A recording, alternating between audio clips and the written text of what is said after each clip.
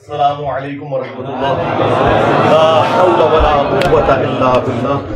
حسبنا اللہ ونعم الوکیل. یا حی یا قیوم برحمتک استغیث. لا الہ الا انت سبحانک انی کنت من الظالمین.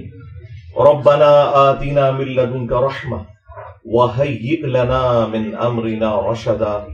اللہم صل علی محمد وعلى آل محمد وأصحاب محمد وأزواج محمد وأمة محمد أجمعين إلى يوم الدين آمين. الحمد لله رب العالمين والصلاة والسلام على سيد الأنبياء والمرسلين وعلى آله وأصحابه وأزواجه أجمعين إلى يوم الدين. الحمد للہ آج 6 اگست 2023 کو سنڈے کے دن بمطابق 18 محرم الحرام 1445 ہجری میں آج ہمارا یہ پبلک سیشن نمبر 106 منعقد ہونے جا رہا ہے. آپ کے یہ سوالات ریئل ٹائم پرچیوں کی شکل میں میرے پاس آ چکے ہیں. انشاءاللہ میں انہیں بعد میں ڈسکس کروں گا. پہلے کرنٹ افیئر کے طور پر ایک ایشو جو آلموسٹ 1 مہینے سے پاکستان کے مین میڈیا کی نیوز کے اندر ہے اور انسانیت کا درد رکھنے والے جتنے صحافی ہیں انہوں نے اس ایشو کو گرم رکھا ہوا ہے جب تک کہ اس میں سے کوئی رزلٹ نکل نہ آئے.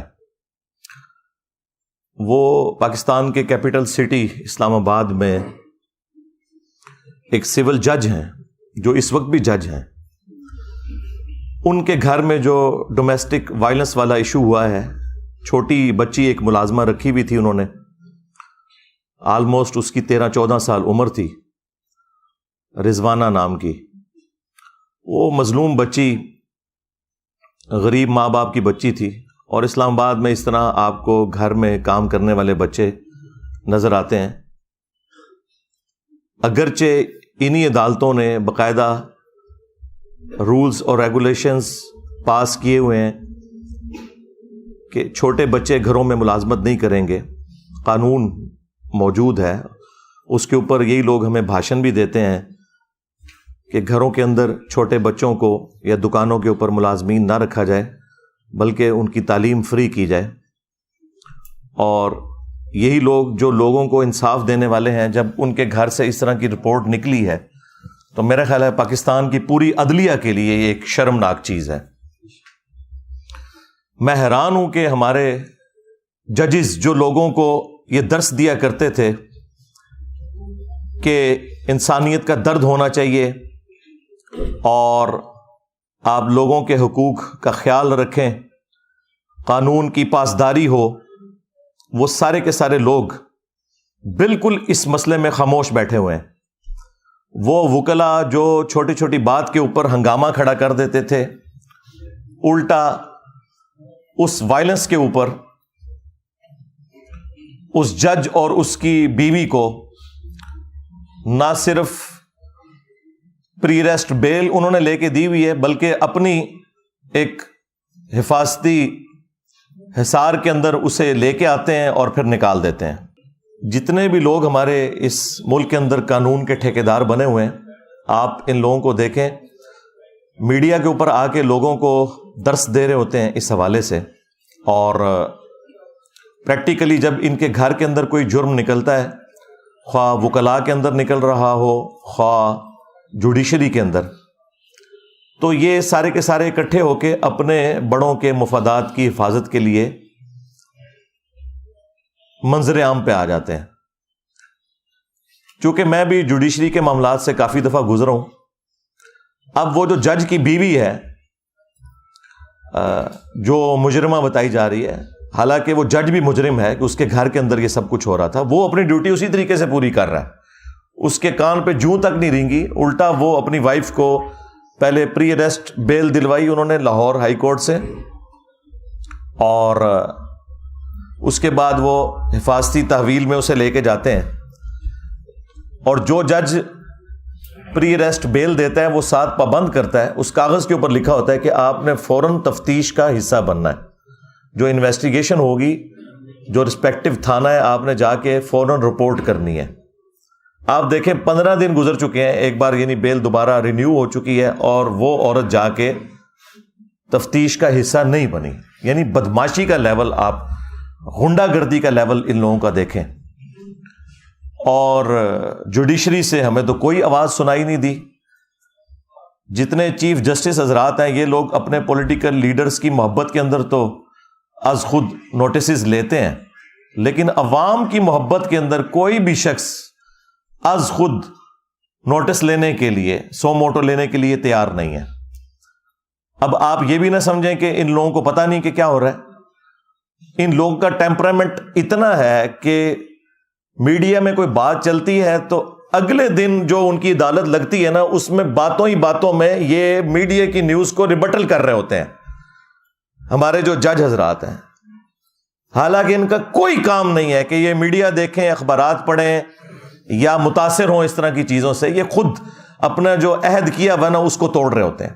اسی لیے میں نے کئی دفعہ عرض کیا ہے کہ جتنے ججز ہیں نا, ان کے لیے غاروں کے اندر بلڈنگز بنانی چاہیے جہاں ان تک میڈیا کی کوئی رسائی نہ ہو. ہر طرح کی فیسلٹی ان کو دیں تاکہ یہ لوگ اپنے ضمیر کے مطابق فیصلہ نہ کریں بلکہ آئین اور قانون کے مطابق فیصلہ کریں. ضمیر کے مطابق تو ہوتا ہے جس کی جو ایفیلیشن ہوتی ہے وہ وہی کچھ کرتا ہے. اور اب دیکھ لیں, آپ کسی کا کوئی بیان نہیں آیا, کوئی وکلا تنظیمیں سامنے نہیں آئی ہیں. حالانکہ یہ سارے وکلا کبھی عمران خان صاحب کی محبت میں, کبھی نواز شریف صاحب کی محبت میں, کبھی زرداری صاحب کی محبت میں سڑکوں کے اوپر ٹھڈے کھاتے ذلیل ہوتے آپ کو نظر آتے ہیں, لیکن عوام کے لیے کوئی بھی کچھ کرنے کے لیے تیار نہیں ہے. تو میں ان سارے کے سارے لوگوں کو اس حوالے سے مجرم سمجھتا ہوں. یہ سب کے سب لوگ ظالم ہیں, خواہ جوڈیشری میں بیٹھے ہوئے لوگ ہیں یا ان کے سپورٹو وکلاء ہیں. یہ سب کے سب لوگ اس معاملے میں پہلے نمبر کے اوپر مجرم ہیں, کیونکہ یہ ان کے گھر کی صفائی کا معاملہ تھا.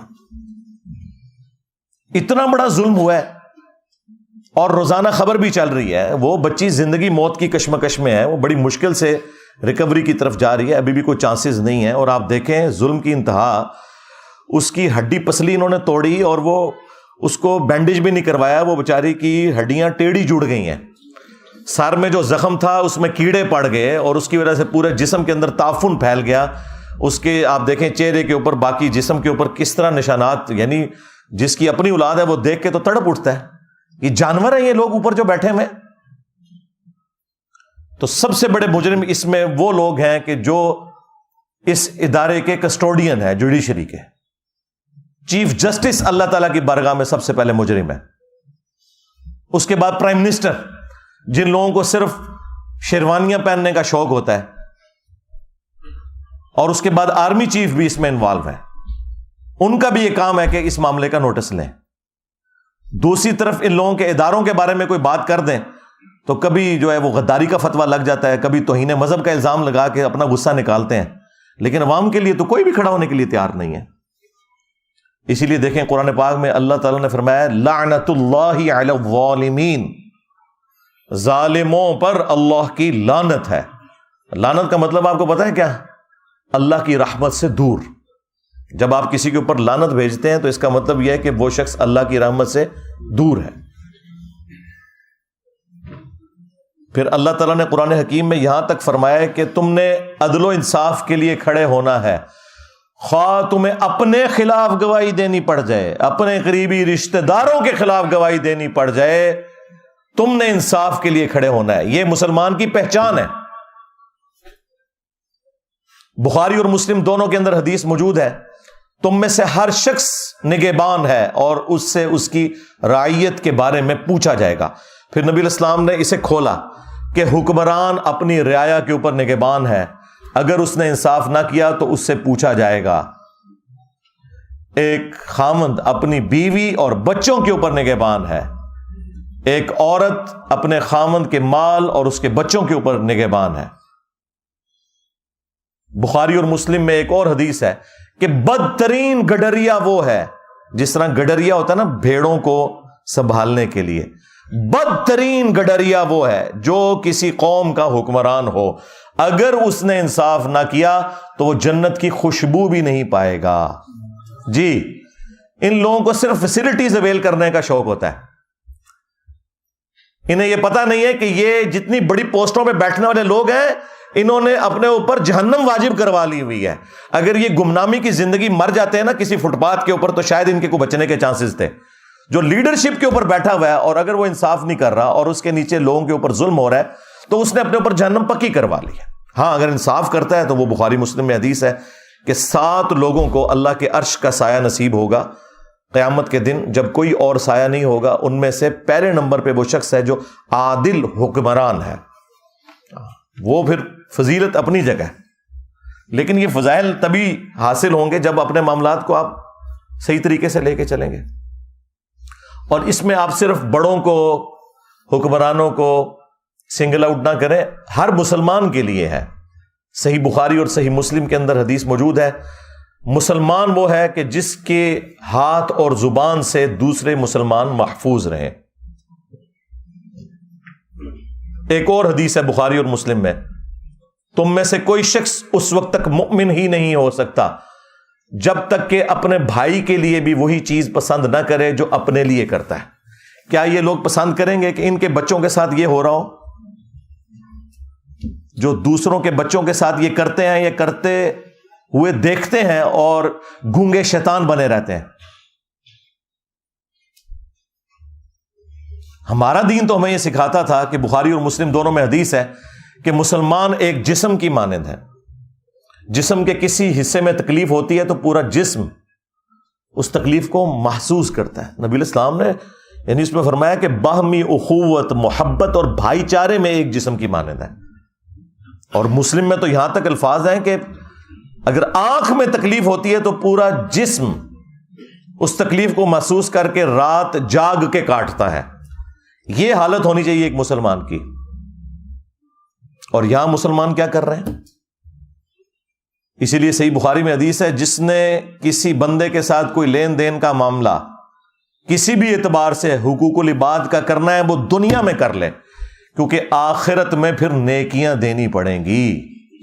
ہاں, اور اس کو سپورٹو وہ جو مسلم کی حدیث ہے وہ اتنی رکت انگیز حدیث ہے, میں جتنی دفعہ اسے بیان کرتا ہوں کانپ اٹھتا ہوں.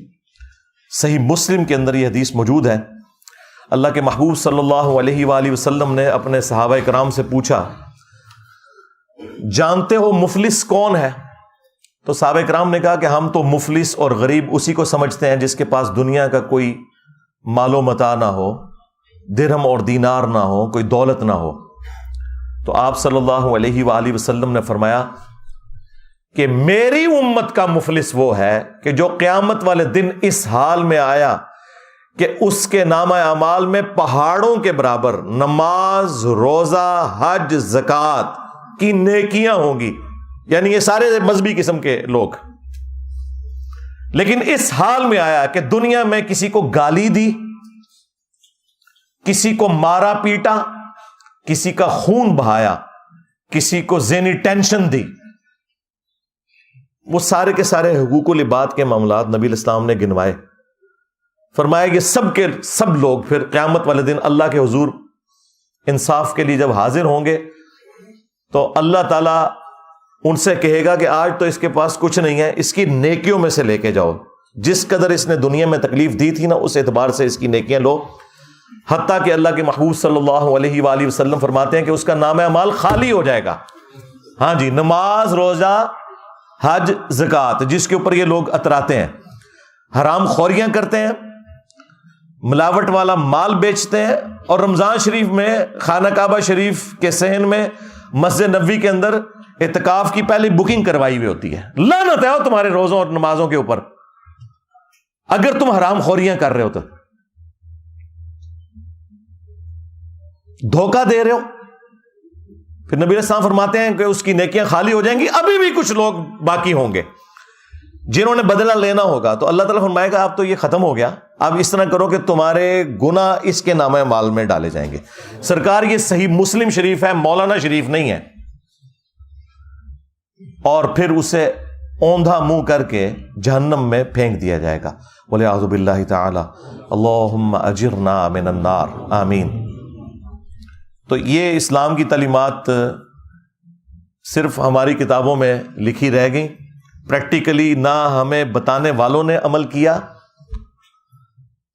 اور نہ وہ پبلک جو عشق رسول کے نعرے لگانے والی تھی اس نے عمل کیا۔ ہاں، آپ نے پریکٹیکلی انسانیت کی قدر دیکھنی ہے تو ان ملکوں میں دیکھیں جنہیں آپ کافر ملک کہتے ہیں، وہاں تو جانوروں کی بھی قدر ہے۔ جنت پھر بھی تسی جانا ہے، پتہ لگ جائے گا کتنے جاندے ہو تسی۔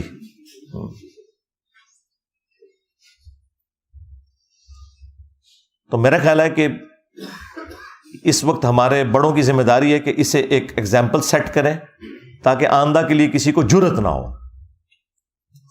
عوام کے لیے بھی کوئی سینسٹیو ہو نا، ہر کوئی اپنے ادارے کے لیے سینسٹیو نظر آتا ہے آپ کو، لیکن عوام کے لیے کوئی سینسٹیو نظر نہیں آئے گا آپ کو۔ اور سزا تو پھر آپ کو پتہ ہے سورۃ المائدہ میں اس طرح کے جو جرم کرنے والوں کے لیے کیا آئی ہے۔ اللہ تعالیٰ نے بنی اسرائیل کے لیے بھی یہ چیز طے کی تھی اور اس امت میں بھی، کہ جان کے بدلے جان، آنکھ کے بدلے آنکھ، ناک کے بدلے ناک، کان کے بدلے کان، دانت کے بدلے دانت، یعنی یہ ہر ایک چیز کے بدلے اس کی وہ چیز توڑی جائے گی۔ اور پھر اللہ تعالیٰ نے ساتھ اس کے کنکلوڈ کیا یہ بات کرتے ہوئے کہ ہر زخم کے بدلے اسی لیول کا زخم اس کا بدلہ ہے دنیا میں۔ ہاں، یعنی اب جتنی ہڈی پسلیاں اس بچی رضوانہ کی توڑی گئی ہیں نا، وہ ساری ہڈیاں ان دونوں میاں بیوی کی ٹوٹنی چاہیے، وہ جو جج صاحب ہیں اور ان کی جو بیوی ہے، اور وہ سارے زخم لگنے چاہیے۔ اور جس طرح اس کے زخم میں کیڑے پڑے، ان کو بھی چھوڑ دینا چاہیے کہ ان کے زخموں میں بھی کیڑے پڑے۔ لیکن اینڈ رزلٹ میں آپ کو ابھی بتا دیتا ہوں، وہ غریب لوگ ہیں بےچارے، پیسے لے کے صلح کر لیں گے۔ اچھا، یہ جو پیسے لے کے صلح کر لیتے ہیں نا اور پھر کہتے ہیں کہ جی وہ شریعت نے اختیار دیا ہوا ہے ورثاء کو، بھئی یہ اس صورت میں ہے جب کوئی دل سے معاف کرے۔ آپ کے کیسز میں وہ جو شاہ زیب قتل کیس ہوا تھا، پیسے تو انہوں نے بھی لے لیے تھے کیونکہ انہوں نے کہا کہ جو بچ گئے وہ تو بچے نا۔ اس طرح کے جو معاملات ہوتے ہیں نا، اس میں پھر اسٹیٹ کا کام ہے کہ وہ سامنے آئے اور ڈیٹرس کرے تاکہ آئندہ کسی کو جرت نہ ہو، انشور کرے کہ سزا ملے گی۔ ٹھیک ہے، پیسے بھی دلوائیں، ان کا علاج ہے، پہلے پیسے دلوائیں، اس کے بعد انہیں کہیں کہ یہ تو آپ کا معاملہ طے ہو گیا اس بچی اور اس کے ماں باپ کے ساتھ، ہاں اسٹیٹ کے ساتھ ابھی آپ کا معاملہ باقی ہے۔ جو آپ نے یہ وائلنس کی ہے اور اس کی وجہ سے پورے ملک کے اندر ایک جو دہشت کی فضا بن گئی ہے، اب آپ کے اوپر بھی ڈیٹرس قانون کی ہونی چاہیے۔ تو اب آپ آئیں نہ ذرا قانون کا سامنا کریں اور ان تمام سزاؤں سے آپ کو گزارا جائے۔ لیکن ہمارے بڑوں کی توجہ اس طرف بالکل ہوتی نہیں ہے۔ جب تک یہ اپوزیشن میں بیٹھے ہوتے ہیں اس وقت تک آپ کو اتنے لمبے لمبے درس دیں گے، بھاشن دیں گے، جیسے ہی حکومت میں آتے ہیں پھر اپنی سیٹ بچانے کے چکر میں ہر چیز کو اوور لک کرتے چلے جاتے ہیں۔ پھر جب سیٹ سے نکالے جاتے ہیں پھر اپوزیشن میں آتے ہیں، پھر یہ انسانی حقوق کی، ڈیموکریسی کی، بیسک ہیومن رائٹس کی، سوشل ویلیوز کی باتیں کرنا شروع کر دیتے ہیں۔ بس تقریریں کرنے کے لیے یہ لوگ جو ہیں وہ شیر ہیں، اور وہ بھی اس صورت میں جب یہ نکالے جاتے ہیں، جب سیٹ پہ بیٹھے ہوتے ہیں تو سانپ سونگا ہوتا ہے انہیں کہ بھئی یہ جو معاملات ہیں یہ اب آپ نے نہیں دیکھنے کہ آپ کے ساتھ اب آخرت میں کیا ہونے والا ہے، آپ کسی کو جواب دہ نہیں ہو۔ اور اس میں میرا خیال ہے عوام الناس بھی مجرم ہے۔ ہمیں بھی چاہیے کہ جس طرح ہم بعض معاملات کو سوشل میڈیا کے اوپر ایک ہائپ کریٹ کرتے ہیں اپنے سیاستدانوں کی محبت کے اندر اور انہیں مسیحا ڈکلیئر کرتے ہوئے، وہ کام کرنے کا نہیں ہے۔ اصل کام کرنے کا یہ ہے کہ ایک عام آدمی کی آواز بنے۔ صحافیوں کا کام ہے کہ ایک عام آدمی کی آواز بنے، بجائے یہ کہ وہ پولیٹیکل پارٹیز کا ساتھ دیں۔ تو اس طرح کے معاملات کے اندر پھر آپ ذرا نظر رکھا کریں کون سے لوگ ہیں کہ جو واقعی اپ رائٹ لوگ ہیں اور اس طرح کے معاملات کو وہ اٹھاتے رہتے ہیں جب تک کہ کنکلوژن کی طرف نہ پہنچے۔ میں یعنی آپ کو دعوے سے کہتا ہوں اگر شاہ زیب خانزادہ نے شاہ زیب قتل کیس کو نہ اٹھایا ہوتا تو جتنی وہ تگڑی پارٹی تھی نا، وہ کبھی بھی اسے سزا نہیں ہونی تھی۔ اس نے اس معاملے کو ٹھنڈا نہیں ہونے دیا. ابھی بھی میں دیکھتا ہوں وہ رات کو اینڈ پہ پھر وہ ایک چھوٹا سا نا جب پروگرام ختم کرنے لگتا ہے نا پھر وہ ایک کیس چلا دیتا ہے اس کا, یہ رضوانہ کیس جو چل رہا ہے.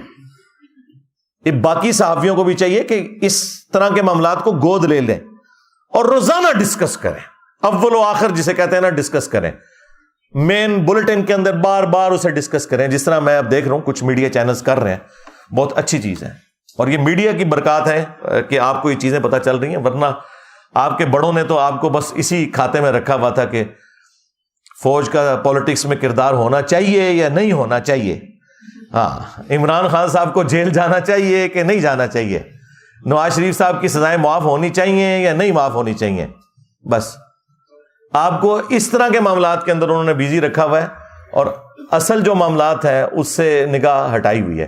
تو میں نے یہ ضروری سمجھا, میں نے بڑا ٹھنڈا کر کے اس معاملے کو, میں فوراً کوئی ورڈکٹ نہیں دیتا اس لیے کہ بعض اوقات فیک نیوز بھی آ جاتی ہیں. ابھی بھی کچھ نیوز ایسی ہیں جو مارکیٹ میں چل رہی ہیں, لیکن میں ان کے اوپر اس لیے بات نہیں کر رہا کہ جب تک وہ معاملات کلیئر ہو کے سامنے نہیں آتے نا اس وقت تک کوئی ورڈکٹ اختیار کرنا وہ پھر خام خواہ ایک غلط چیز کو فیم دینے والی بات ہوتی ہے. میں اشارتاً بات کر رہا ہوں, وہ انشاءاللہ تعالی جب معاملات میچور ہوں گے تو میں اس کے اوپر بھی کوئی نہ کوئی ورڈکٹ دوں گا. بہرحال اس معاملے کے اوپر تو اب گورنمنٹ کا کام ہے کہ یہ سزا والا معاملہ کرے, اور دوسری طرف ان کے جب اپنے گھروں کے مسئلے آتے ہیں تو آپ دیکھیں گے فوراً ججوں کو بھی فارغ کر دیتے ہیں, پولیس آفیسرز بھی سسپینڈ ہو جاتے ہیں, کورٹ مارشل بھی ہو جاتے ہیں. جب اپنی ذات کی باری کسی کی آتی بڑھے گی, جب ایک عام غریب آدمی کی باری آتی ہے تو صرف یہ آپ کو صرف درس و بیان دینے کے لیے یہ لوگ تیار ہیں اور آپ کو یعنی آخرت اورینٹڈ کریں گے. دنیا میں وہ کہیں گے بھائی دنیا آپ کے لیے اب جہنم ہی ہے, ہاں, اور اپنے لیے دنیا بھی جنت بنائی ہوئی ہے اور آخرت بھی جنت ایکسپیکٹ کر رہے ہیں. یہ تو جب مریں گے تو لگ پتہ جائے گا. وَلِعَوْذُ بِاللَّهِ تَعَالَى صلوا علی محمد وآل محمد اللہم صلی علی محمد وعلی آل محمد واصحاب محمد وازواج محمد وامت محمد اجمعین الی یوم الدین آمین. اللہم انی اسألک بانک انت اللہ لا الہ الا انت الاحد الصمد الذی لم یلد ولم یولد ولم یکن له کفوا احد وإلہکم الہ واحد لا الہ الا هو الرحمن الرحیم الف لام میم اللہ لا الہ الا هو الحی القیوم اللہم صلی علی محمد وعلی آل محمد اللہم ربنا آتنا فی الدنیا حسنہ وفی الآخرۃ حسنۃ وقنا عذاب النار ربنا آتنا من لدنک رحمہ وہیئ لنا من امرنا رشدا لا الہ الا انت سبحانک انی کنت من الظالمین. اللہم ربنا آتنا فی الدنیا حسنۃ وفی الآخرۃ حسنۃ وقنا عذاب النار. اللہم اغفر لحینا ومیتنا وشاہدنا وغائبنا وصغیرنا وکبیرنا وذکرنا وانثانا. اللہم من احییتہ منا فاحیہ علی الاسلام ومن توفیتہ منا فتوفہ علی الایمان.